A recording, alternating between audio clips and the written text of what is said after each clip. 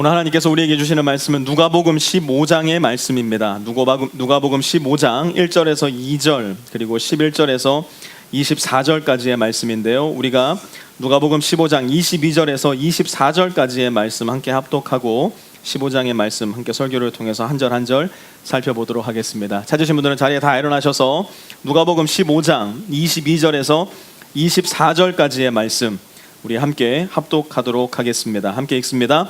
그러나 아버지는 종들에게 말하였다. 어서 가장 좋은 옷을 꺼내서 그에게 입히고 손에 반지를 끼우고 발에 신을 신겨라. 그리고 살진 송아지를 끌어내다가 잡아라. 우리가 먹고 즐기자. 나의 이 아들은 죽었다가 살아났고 내가 잃었다가 되찾았다. 그래서 그들은 잔치를 벌였다. 아멘. 자리에 앉아주시고요.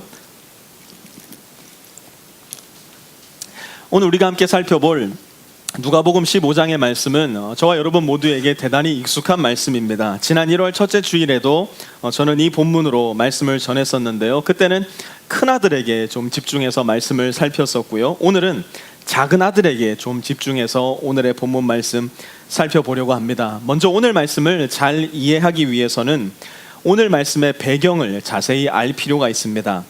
우리에게 흔히 잃어버린 양의 비유, 잃어버린 동전 비유, 잃어버린 탕자의 비유라고 알려져 있는 이 비유들은 마치 한 패키지처럼 한 묶음으로 등장하는 한 장 안에 함께 등장하고 있는 비유들입니다. 이 비유는 동일한 주제를 가지고 있다는 말입니다. 우리는 이 비유들의 내용도 또 이 비유들의 의미도 여러 차례 들어서 제법 잘 알고 있습니다. 그런데 왜 예수님께서 이 비유를 말씀하셨는가? 이 비유를 도대체 누구에게 말씀하셨는가? 라는 질문 앞에 서면 그만 조금 망설여지고 맙니다. 잃어버린 양의 비유, 잃어버린 동전 비유, 잃어버린 둘째 아들의 비유 도대체 왜 베푸신 것일까? 우리는 그것을 먼저 알 필요가 있습니다. 누가복음 15장 1절에서 2절 말씀 함께 보시기 바랍니다. 세리들과 죄인들이 모두 예수의 말씀을 들으려고 그에게 가까이 몰려들었다. 바리새파 사람들과 율법학자들은 투덜거리며 말하였다. 이 사람이 죄인들을 맞아들이고 그들과 함께 음식을 먹는구나.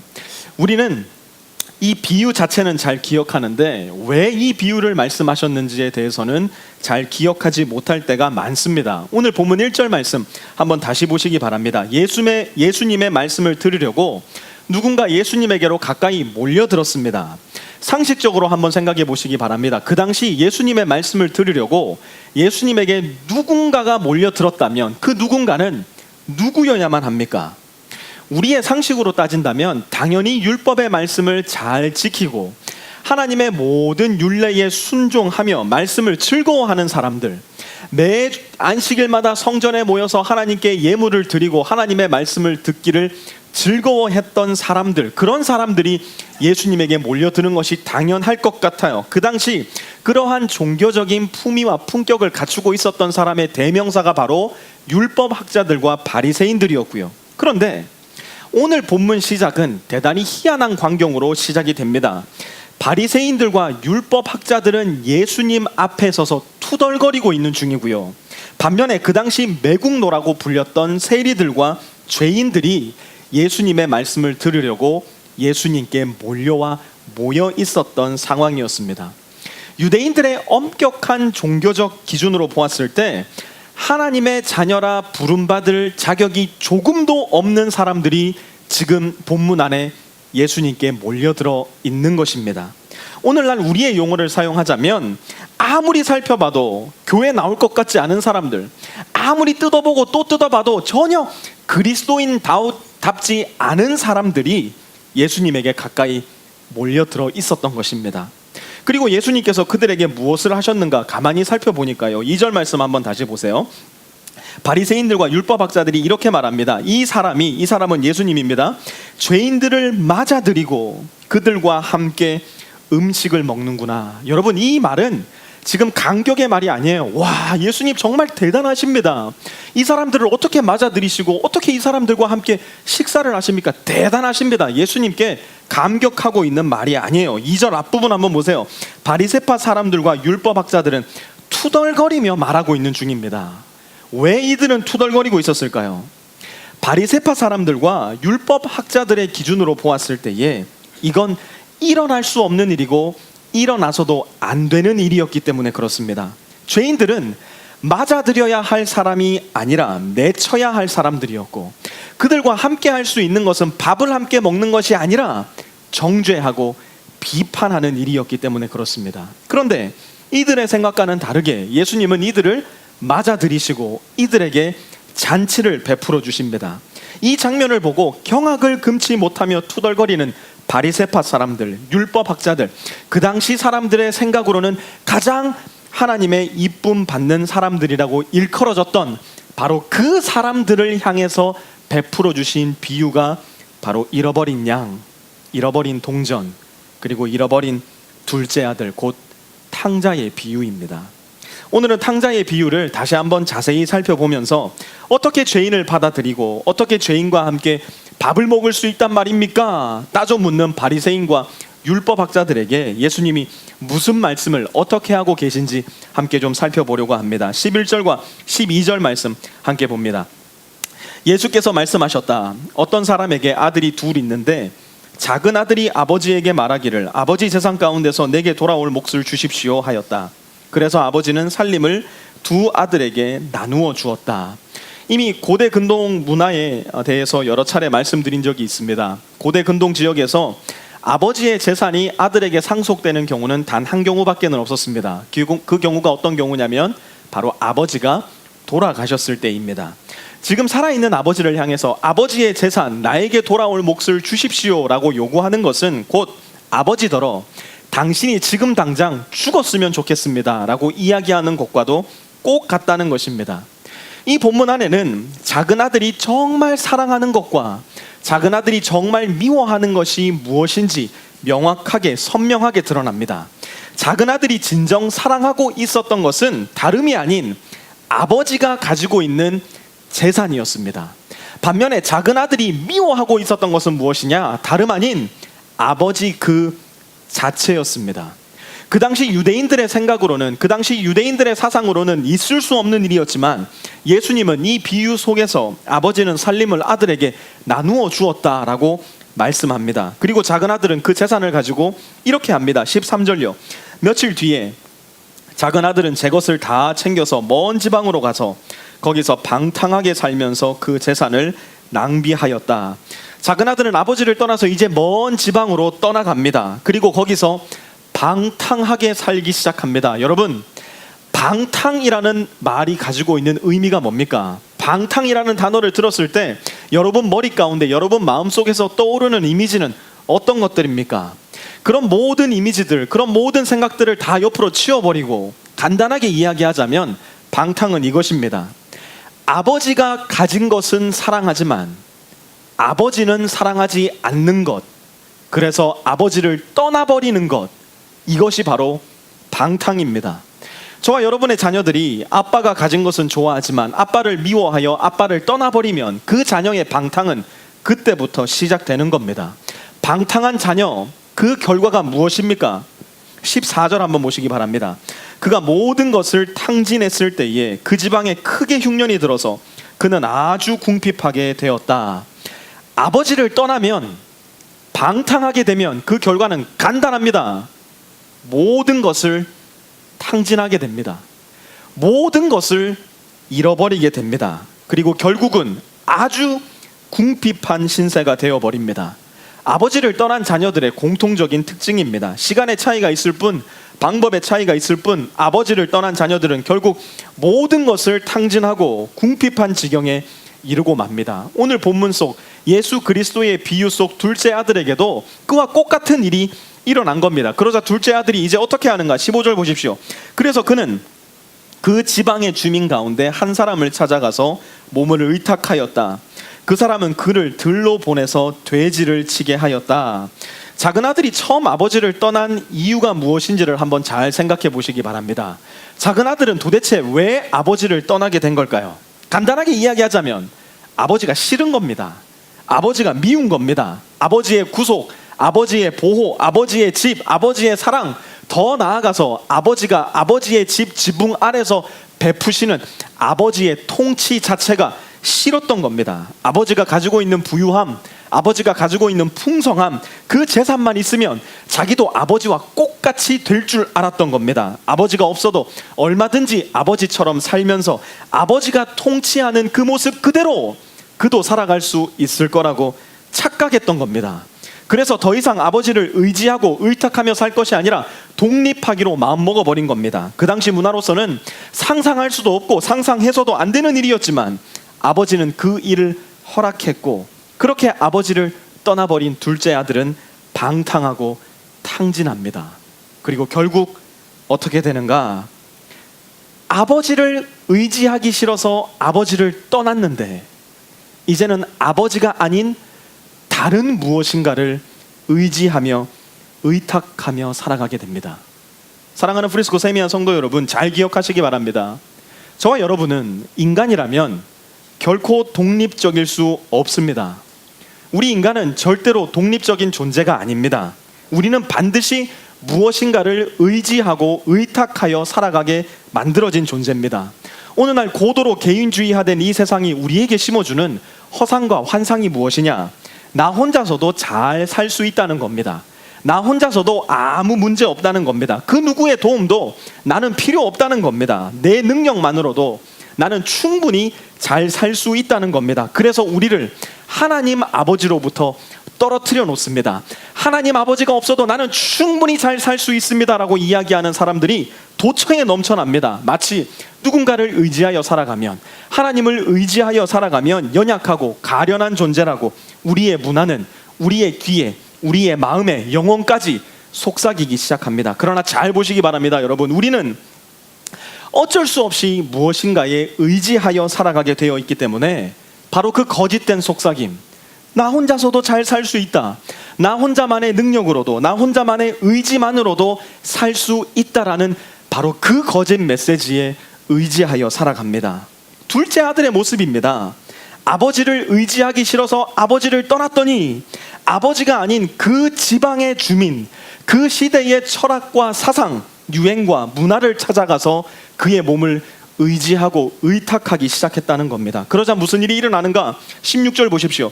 그는 돼지가 먹는 쥐염 열매라도 좀 먹고 배를 채우고 싶은 심정이었으나 그에게 먹을 것을 주는 사람이 없었다. 우리는 돼지가 먹는 쥐염 열매가 무엇인지 잘 모릅니다. 그러나 그것이 무엇인지 정확하게 알 필요도 없습니다. 돼지들이나 먹는 열매이니 얼마나 하찮고 더러운 것이었을지 우리는 충분히 상상할 수 있습니다. 그런 열매조차 없어서 굶주리고 있는 둘째 아들의 모습을 이 이야기 속에서 어렵지 않게 우리는 상상해낼 수 있는 겁니다. 무슨 일이 일어난 겁니까?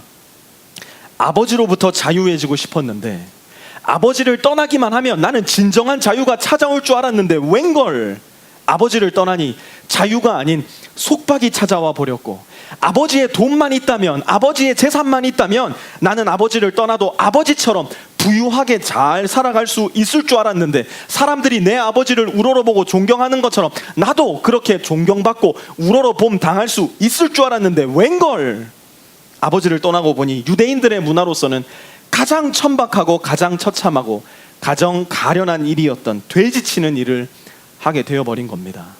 언제요? 아버지를 떠났을 때, 아버지를 떠나버렸을 때. 여기까지가 아버지를 떠난 작은 아들에게 일어난 전반전의 스토리입니다. 이제부터는 후반전의 스토리가 시작이 되는데요. 17절 한번 보시기 바랍니다. 그제서야 라고 말씀합니다. 그제서야.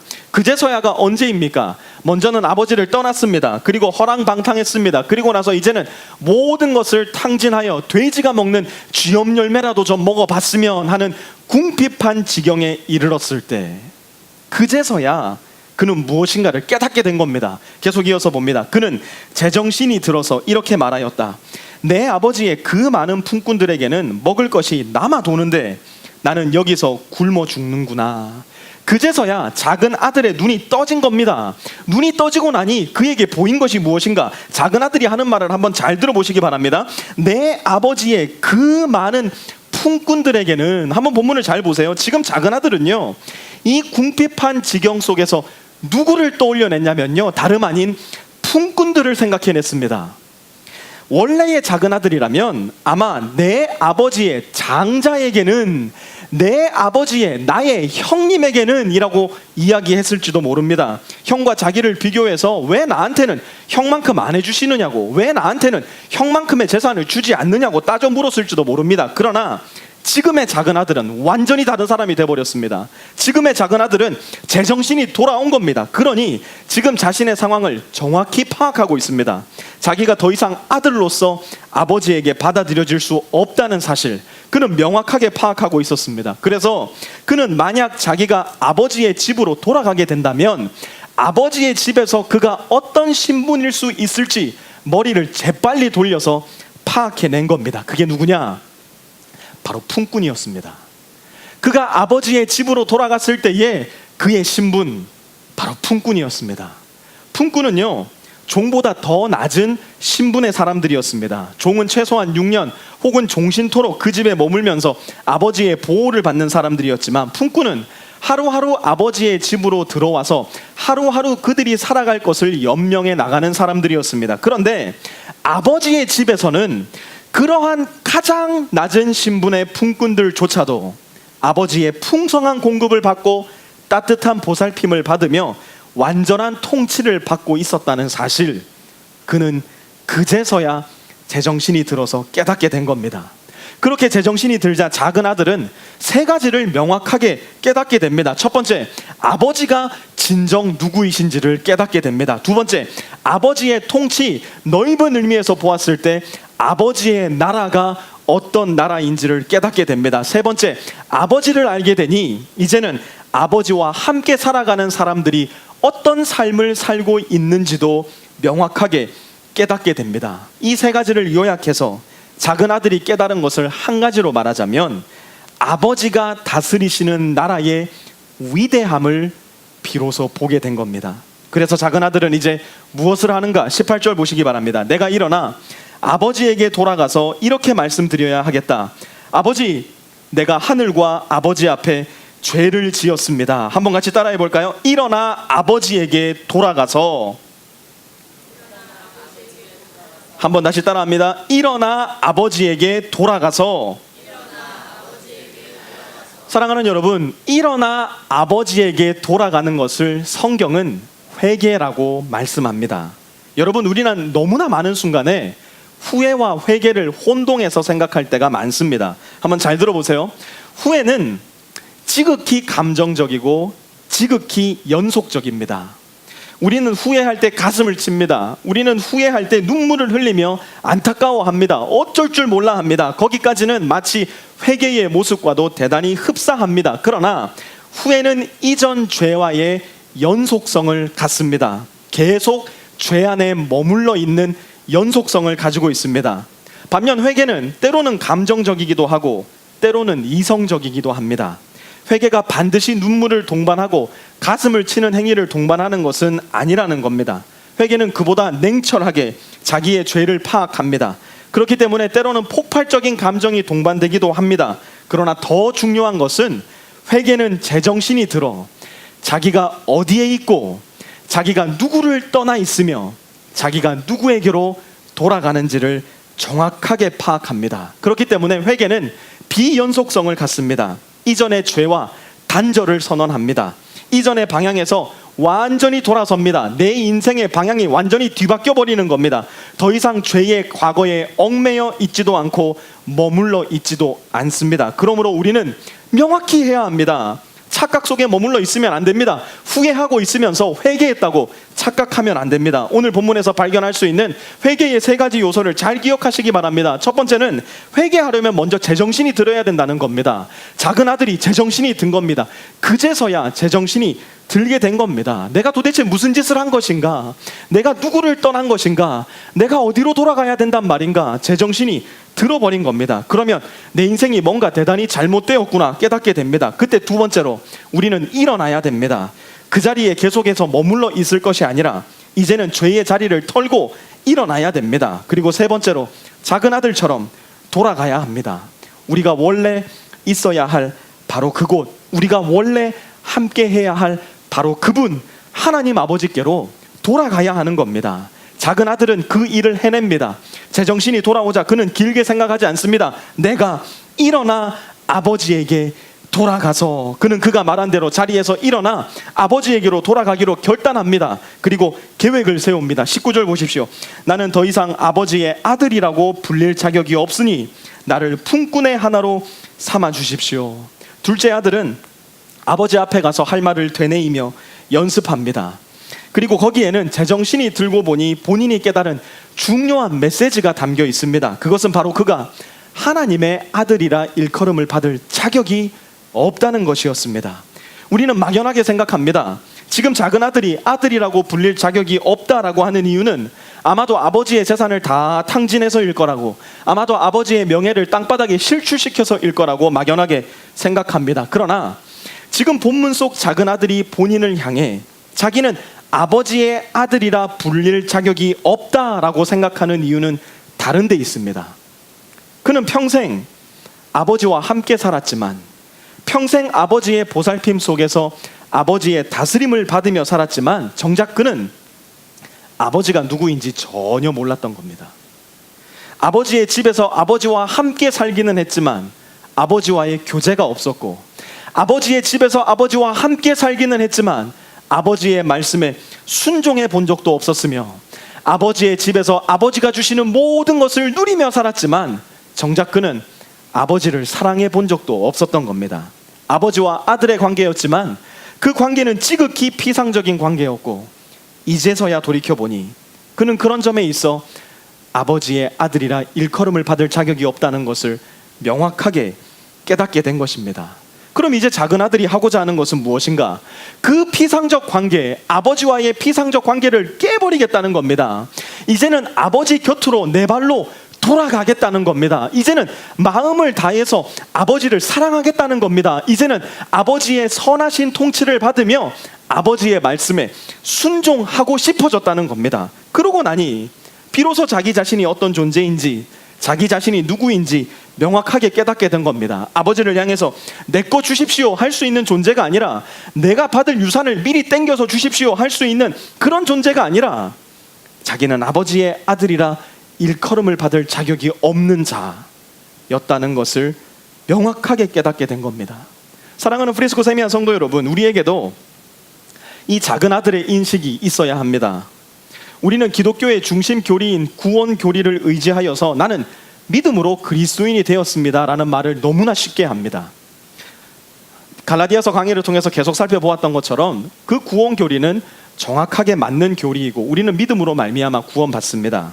그러나 우리가 이 고백을 할 때에 우리 안에는 이 일이 얼마나 신비롭고 경이적인 일인지, 그리고 우리를 위해서 얼마나 많은 대가가 지불되었는지를 분명하게 인식하고 있어야 합니다. 저와 여러분이 하나님에 의해서 하나님의 자녀로 받아들여지고 죄인의 신분이 아닌 예수님과 같이 완전한 의인의 신분으로 받아들여졌다는 것은 우리가 생각할 수 있는 것 중에 가장 큰 신비이고 가장 큰 기적입니다. 저와 여러분은 예수 그리스도의 십자가 사역으로 말미암아 하나님의 은혜로 인해 믿음으로 하나님의 자녀가 된 것입니다. 그렇기 때문에 누군가가 우리에게 당신은 그리스도인입니까? 라고 묻는다면 우리는 네, 맞습니다, 당연하게 이야기하기보다 제가 그리스도인인 것은 맞지만 이것은 당연한 일이 아닌 너무나 신비롭고 너무나 기적 같은 일입니다. 저 같은 자격 없는 사람이 하나님께 받아들여졌다니 이것은 가장 큰 기적이고 가장 큰 신비입니다. 네, 저는 하나님의 크신 은혜로 아무 자격 없지만 하나님의 자녀가 되었습니다. 우리는 이렇게 대답할 수 있어야 합니다. 우리는 믿음으로만 구원받았지만 하나님은 가장 값비싼 대가를 치르시고 우리를 살려내셨기 때문입니다. 자, 그렇다면 이제 둘째 아들이 아버지께로 돌아왔을 때 아버지의 집에서 무슨 일이 일어났는가를 한번 살펴보도록 하겠습니다. 20절 말씀 함께 봅니다. 그는 일어나서 아버지에게로 갔다. 그가 아직도 먼 거리에 있는데 그의 아버지가 그를 보고 측은히 여겨서 달려가 그의 목을 껴안고 입을 맞추었다.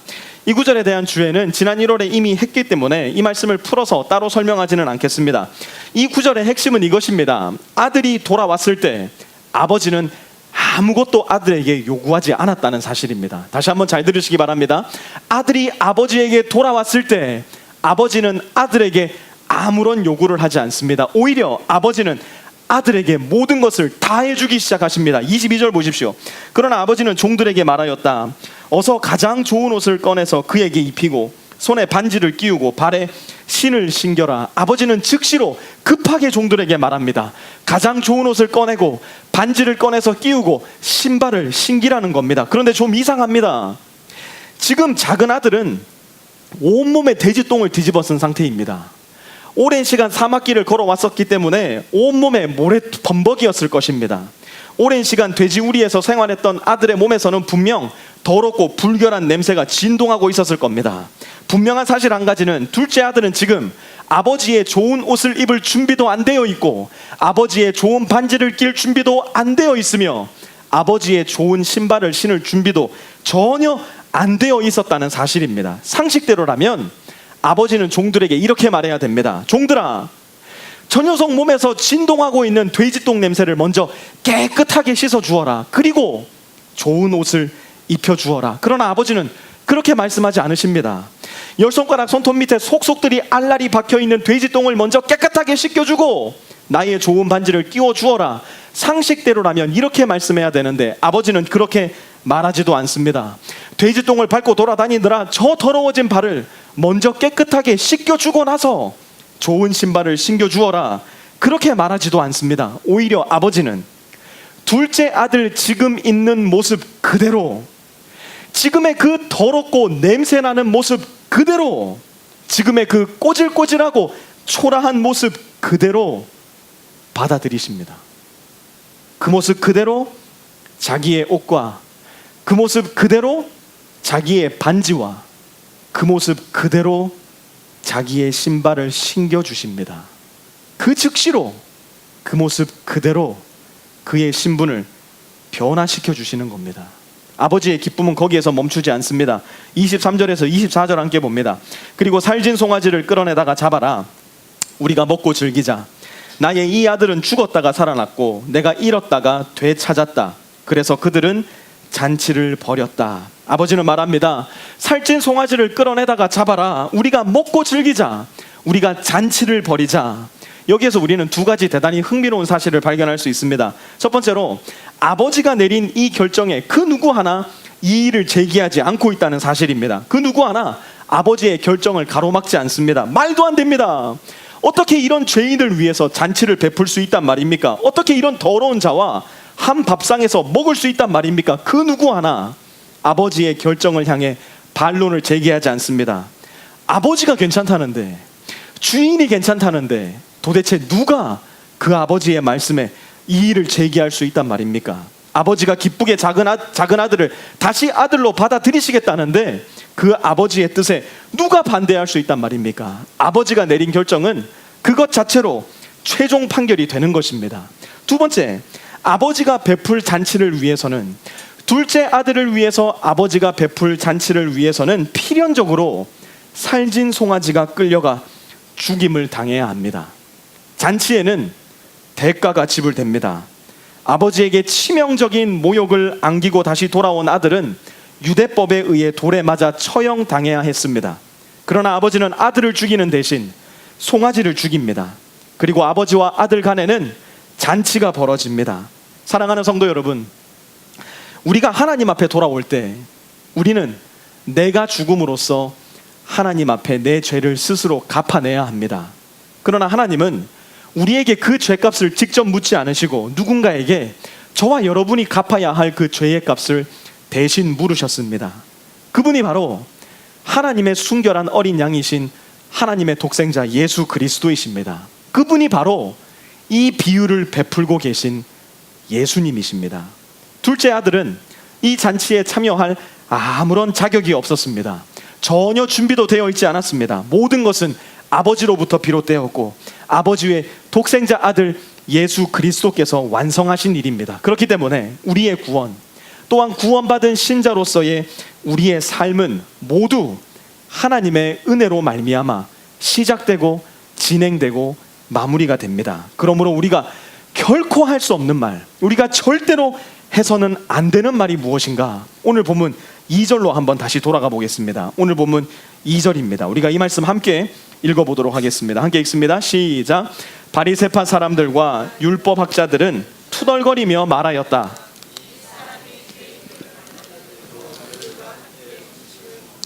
이 사람이 죄인들을 맞아들이고 그들과 함께 음식을 먹는구나. 우리가 결코 할 수 없는 바로 그 말, 바리새파 사람들과 율법학자들이 놓치고 있었던 바로 그 한 가지, 예수님께서는 죄인들을 맞아들이시고 죄인들과 함께 밥상을 먹으시며 죄인들과 함께 동행하시기 위해 우리 곁으로 오셨다는 사실입니다. 예수님에게 돌아오는 사람이라면 그 사람이 어떤 죄인이든지 그 사람이 어떤 모습이든지 관계없이 예수님은 그 사람을 맞아주시고 그 사람과 함께 식탁을 나누시며 동행해 주십니다. 이것이야말로 저와 여러분이 함께 몸담고 있는 교회의 신비이고, 그것이야말로 우리가 함께 몸된 교회를 이루고 있는 바로 그 교회의 영광입니다. 교회가 신비로운 이유는 그리스도의 몸된 교회에는 누구든지 올 수 있고, 만약 머리 대신 그리스도께로 진실로 돌이켜 오기만 한다면 예수님은 누구든지 그분의 가족으로, 예수님은 누구든지 그분의 지체로 맞아들여 주신다는 사실입니다. 그렇기 때문에 교회에는 내 기준이 없어야 합니다. 바리새파적 기준, 율법학자적 기준은 그 당시 죄인들과 세린들을 하나님 밖으로 밀어내버리는 역할을 했습니다. 그러나 그것은 하나님의 뜻이 결코 아니었습니다. 예수님께서 그 잘못된 기준을 없애버리고 계시는 겁니다. 오늘날 교회 안에도 교회만의 기준이 존재하고 있는지 모릅니다. 이제 개척된 지 1년밖에 안 된 우리 교회 안에도 우리 교회만의 기준이 존재하고 있는지 모릅니다. 우리의 기준으로 이 사람은 안 돼, 저 사람은 안 돼, 그리고 저 사람은 괜찮아 라고 마음의 선을 긋고 있는지도 모릅니다. 그러나 사랑하는 프리스코 세미한 성도 여러분, 기억하시기 바랍니다. 교회 안에 나의 기준 없습니다. 교회 안에 구목사의 기준 없어져야 됩니다. 교회 안에 여러분들이 가지고 있는 모든 기준들도 없어져야 됩니다. 우리 프리스코 세미한 교회 안에 우리가 명확하게 붙들고 있어야 될 단 한 가지 기준은 바로 예수님의 기준입니다. 교회 안에는 내 시각으로 보았을 때에 저 사람은 안 돼, 저 사람은 돼, 그러한 기준이 있는 것이 아닙니다. 내 마음대로 그렇게 선을 그어서 되고 안 되고를 따질 수 있는 것 결코 아닙니다. 교회 안에는 예수님을 기준으로 보았을 때에 예수님에게 조금 더 가까운 사람, 예수님에게 아직 조금 더 멀리 떨어져 있는 사람, 이 기준밖에는 없습니다. 예수님은 그분에게 오는 사람은 그 누구도 거절하지 않고 맞아들여 주셨기 때문에 우리 역시도 조금 예수님께 멀리 떨어져 있는 사람, 조금 예수님께 가까이 있는 사람이 함께 손에 손을 맞잡고 우리의 유일한 기준 대신 예수님을 향해 나아갈 수 있게 되는 겁니다. 우리가 계속해서 창조해 나가야 될 우리 교회의 모습은 바로 이 탕자의 이야기 속에 있습니다. 우리 교회를 통해 끊임없이 탕자의 결단을 내릴 수 있는 사람들이 이 지역 안에 새롭게 태어나야 합니다. 내가 일어나 아버지에게로 돌아가야 되겠다, 아버지를 떠나 방탕하고 모든 것을 소진한 탕자와도 같은 사람들이 저와 여러분, 우리 프리스코 세미한 교회를 통하여 계속해서 하나님께로 나올 수 있는 교회, 우리 교회 되어야 됩니다. 끊임없이 아버지가 베풀어 주시는 은혜의 잔치로 더 가까이 나아가는 사람들이 끊임없이 생겨나는 교회, 내가 교회의 중심이 되고 내가 교회의 기준이 되어서 넌 돼, 너 안 돼 라는 판단을 하고 있는 것이 아니라, 그래서 내 편, 네 편을 만들고 있는 그런 교회가 아니라 예수님을 중심으로 예수님에 의해 예수님을 위해 살아갈 수 있는, 너도 나도 예수님 편이 되어서 곧 예수님의 지체들이 만들어가는 교회.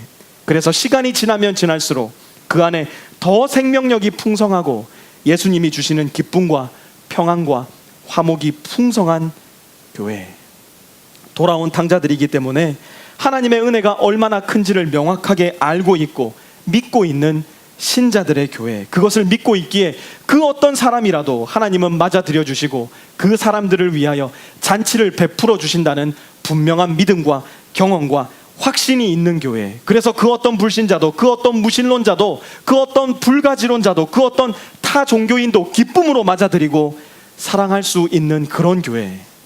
개척 1주년을 맞아서 우리 프리스코가 꿈꾸고 창조해 나가야 될 교회의 모습입니다. 플로런스 체드윅이라는 여성이 1951년에 여성으로서는 최초로 영국 해협을 헤엄쳐서 왕복으로 건너는 기록을 세웁니다. 이듬해 체드윅은 캘리포니아 LA 근처의 카탈리나 섬에서 롱비치까지 횡단하는 도전에 나섭니다.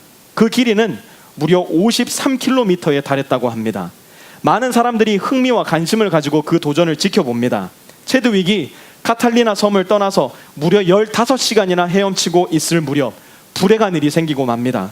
전혀 예상하지 못했던 짙은 안개가 그녀의 앞을 가로막고 있었던 겁니다. 그야말로 한 치 앞도 볼 수 없는 안개가 체드윅 앞을 가로막았습니다. 결국 체드윅은 눈물을 머금고 도전을 포기한 채 배에 오릅니다.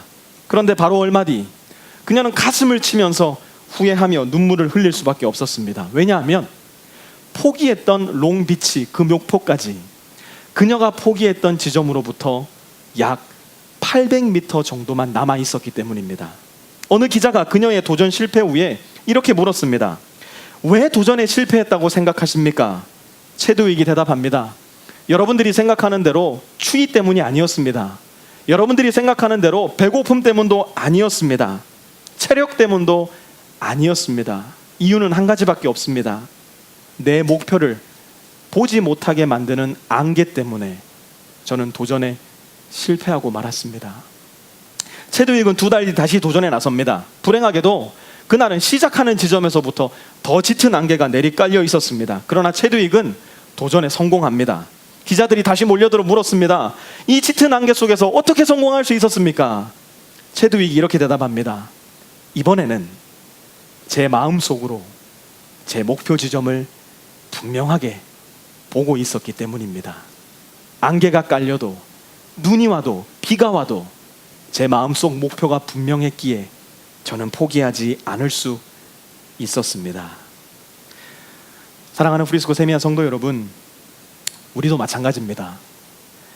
교회를 세워나가는 데 있어 나의 목표, 나의 열정, 나의 야망은 어찌 보면 짙은 안개와도 같은 것입니다. 이러한 짙은 안개 아마 제 마음 가운데 가장 많이 있을 겁니다. 여러분 저를 위해서 기도해 주셔야 됩니다. 제 마음 가운데 짙은 안개와도 같은 잘못된 교회의 목표, 잘못된 교회의 목적 구목사가 세우지 않도록 여러분 저를 위해서 기도해 주셔야 됩니다. 그리고 우리 교회의 목표, 우리가 함께 세워나가고 마음 가운데서 떨쳐내어서는 안 되는 단 하나의 목표는 바로 예수님의 목표가 되어야 합니다. 예수님의 목표는 간단합니다.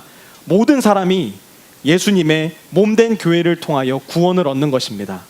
구원받은 신자들이 예수님의 지체가 되어서 서로 사랑하며 사랑으로 이 세상을 하나님의 나라로 변화시켜 나가는 것입니다. 이 목표가 분명할 때 우리는 교회로서의 기능을 올바로 수행할 수 있고, 안개가 우리 앞을 가로막는다고 할지라도 성실하고 충성되게 예수 그리스도의 제자로서 몸된 교회를 계속해서 세워나갈 수 있게 되는 겁니다. 개척 1주년을 맞아 우리 교회를 다시 한번 되돌아보면서 앞으로 나갈 방향을 우리 마음 가운데 새겨 놓아 봅니다.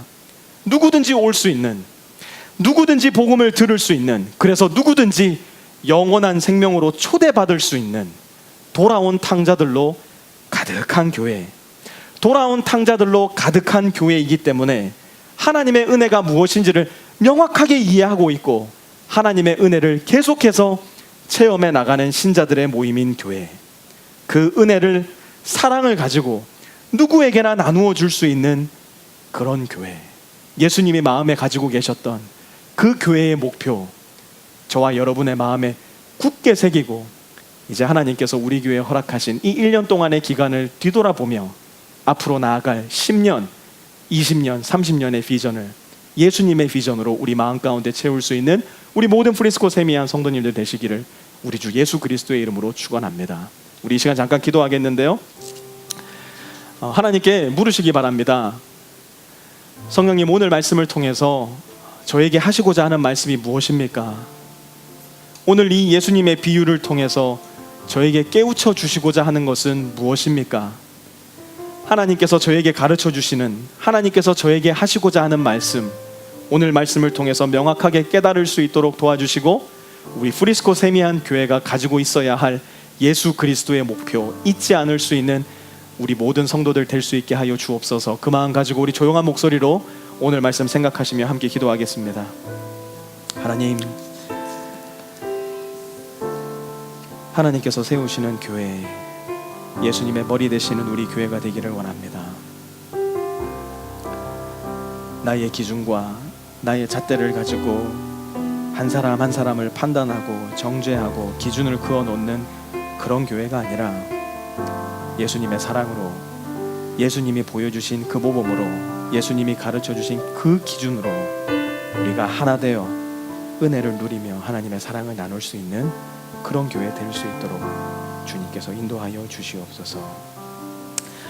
사랑의 아버지 하나님, 우리도 어쩔 수 없이 우리 마음 안에 2000년 전 예수님 앞에 투덜대었던 율법학자들과 바리새인들의 마음이 있을지도 모르겠습니다. 어떻게 주님은 저런 사람까지 사랑합니까? 어떻게 주님은 저런 사람까지 받아주십니까? 말도 안 됩니다. 나도 모르는 사이에 그러한 기준, 나만의 잣대 우리 마음 가운데 있는지도 모르겠습니다. 그러나 하나님, 우리 조심하게 해주십시오. 우리로 하여금 하나님의 말씀을 신중하게 살펴 정말 하나님께서 받아주지 않는 사람들이 어떤 사람인지 명확하게 깨달을 수 있게 도와주십시오. 하나님은 주님께로 오는 모든 사람들은 받아주시지만 어떻게 저런 사람들이 주님께로 올 수 있단 말입니까? 내 기준을 가지고 주님께로 오는 사람을 가로막는 사람 받아주지 않으셨다는 거 기억하게 하여 주십시오. 우리의 부족함, 우리의 죄됨, 우리의 추악함, 우리의 더러움을 명확하게 인식하고 오늘 본문 속의 탕자처럼 이제 일어나 아버지께로 담대하게 돌아갈 수 있는 그 탕자의 은혜, 우리 모든 성도들 마음 가운데에 명확하게 인식하고 가지고 있을 수 있도록 주님 인도하여 주옵소서. 그리하여 우리 교회 누구든지 나올 수 있는 교회 되게 하여 주시고 누구에게라도 복음 나눌 수 있는 우리 성도들 되게 하여 주시며 우리가 복음 나눌 때에 탕자가 아버지께로 돌아왔듯이 하나님을 떠나 있었던 많은 사람들이 우리 교회의 지체들을 통하여 주님께로 돌아오는 그런 역사 우리가 함께 눈으로 발견할 수 있도록 주님 인도하여 주시옵소서. 이제는 우리 주 예수 그리스도의 은혜와 아버지 하나님의 무한하신 사랑하심과 성령의 내주 교통하심이 오늘 하나님께 머리 숙여 예배드리며 탕자의 은혜를 마음속에 간직하고 돌아온 탕자를 만나게 되기를 기대하며 그들에게 복음을 전해 많은 사람들을 주님께로 이끌기를 다짐하고 소망하며 이 교회를 떠나가는 우리 모든 프리스코 세미한 성도들 머리머리 위에와 그들의 가정 위에, 직장 위에, 학업 위에 이제로부터 영원까지 함께하옵시기를 간절히 축원하옵나이다. 아멘.